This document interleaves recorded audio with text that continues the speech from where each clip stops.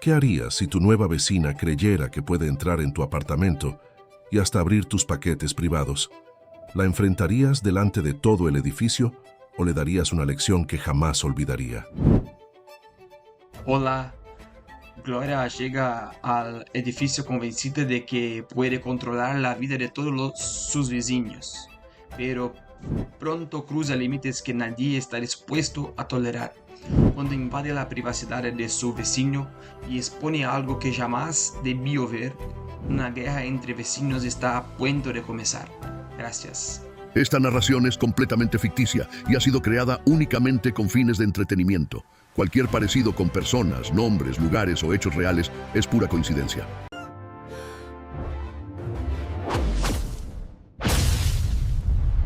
Vecina toca pelotas, piensa que es dueña de todo el edificio, por eso luego quiere entrar a mi apartamento sin mi permiso o me roba mi paquete con cosas vergonzosas. En fin, yo, de 31 años, vivo en un bloque de 6 unidades, apartamentos, para los que no son australianos. Hace un mes, la unidad de arriba de la mía se puso en venta, se vendió bastante rápido y la nueva dueña se mudó hace menos de una semana. Se llama Gloria. Desde el primer día se comportó como si el edificio entero le perteneciera. Dejaba sus plantas en el pasillo común, se quejaba del volumen de mi televisor a través del grupo de mensajes de los vecinos, y una tarde, cuando yo estaba en el trabajo, le pidió al portero que le abriera la puerta de mi apartamento porque, según ella, había un olor sospechoso que necesitaba verificar. El portero, por suerte, se negó, pero eso fue solo el comienzo. El sábado pasado, los 6 apartamentos del edificio organizamos una pequeña reunión en el patio trasero, algo que hacíamos cada par de meses para conocernos y tomar algo juntos. Gloria llegó con una sonrisa que, ahora lo sé,